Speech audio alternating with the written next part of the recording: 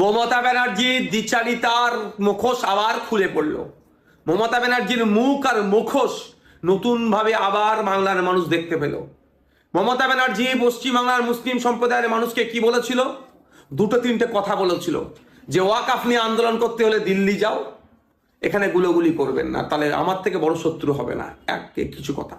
আবার একটা ধর্মীয় অনুষ্ঠানে গিয়ে মমতা ব্যানার্জি বলেছিল ওয়াকফ অ্যামেন্ডমেন্ট অ্যাক্ট 2025 সেন্ট্রাল গভর্নমেন্ট যেটা নিয়ে এসেছে এটাকে আমার বাংলাতে লাগু হতে দেবো না, ইমপ্লিমেন্ট হতে দেবো না। বাংলার মানুষজন ভেবেছিল হয়তো মমতা ব্যানার্জির এই মুখ আর মুখোশকে ধরতে পারেনি। তারা কি ভেবেছিল? হয়তো মমতা ব্যানার্জি আছে, অসুবিধা হবে না। আর এখন আমরা কি দেখছি? সময় স্বল্প, এই সময় মমতা ব্যানার্জি তড়িঘড়ি করে, মানে সাপও মরল লাঠিও ভাঙলো না, তড়িঘড়ি করে আপলোডের নির্দেশ দিচ্ছে অমিত পোর্টালে। তা আমার প্রশ্ন এখানে, যে আমরা যখন রাস্তায় নেমেছিলাম, বিজেপির বিরুদ্ধে আন্দোলন করছিলাম, বিজেপির নিয়ে আসা আইনের বিরুদ্ধে আন্দোলন করছিলাম, আমরা যখন বলছিলাম যে এই আইনকে প্রত্যাহার করতে হবে, তখন আমাদের ভাঙড়ে 3000 মানুষের নামে মিথ্যা মামলায় মমতা ব্যানার্জির পুলিশ দিয়েছিল মমতা ব্যানার্জির নির্দেশে। আমার নামে ভাঙড় ডিভিশনে 5টি মামলা ওই দিনকে হয়। সেদিনকে আমি ভাঙড় ডিভিশনই ছিলাম না, আমি ক্যালকাটা পুলিশের আমি ধর্মতলার দিকে ছিলাম, শিয়ালদার দিকে ছিলাম, আমার নামে মামলা হয়েছে। শুধু তাই নয়, শামশেরগঞ্জ অত্ত এলাকাতে প্রচুর মিথ্যা মুসলিম ছেলেদের নামে, নিরীহ ছেলেদের নামে মিথ্যা মামলা দিয়েছিল ওয়াকফকে কেন্দ্র করে।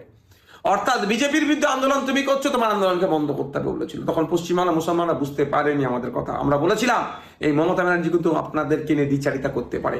আমরা কি যুক্ত করেছিলাম? যে রাজ্য সরকারের পক্ষ থেকে সুপ্রিম কোর্টে যাক, সুপ্রিম কোর্টে গিয়ে মামলা করুক ওয়াকফ সংশোধনী আইনের বিরুদ্ধে। তা করেনি। আমরা বলেছিলাম বিধানসভায় রেজুলেশন পাস করা হোক এই ওয়াকফ আইনের বিরুদ্ধে, সেটা করেনি। আজকে পশ্চিমবাংলার মুসলমানরা বুঝতে পারছে মমতা ব্যানার্জি তাদের সাথে কি ধরনের খেলা খেলছে।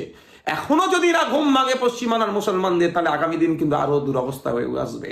সময় স্বল্প আর কখন হবে। তারপরেও আমি বলছি যে মমতা ব্যানার্জির মহাশয়কে আমার প্রশ্ন এটাই, তা আপনি বলেছিলেন যে পশ্চিমবাংলায় ওয়াকফ আইন লাগু হবে না, এখন তাহলে অমিত পোর্টালের আপলোড মানেই আপনি ওয়াকফ আইনকে মেনে নিলেন, স্বীকার করে নিলেন। এর জবাবটা আপনাকেই দিতে হবে। কেন আপনি মুসলমান সহজ সাদাসিধে মুসলমানকে সরলতাকে নিয়ে আপনি কাজে লাগাচ্ছেন? কেন আপনি ভুল বিভ্রান্তের মধ্যে মুসলমানদেরকে ফেলছেন?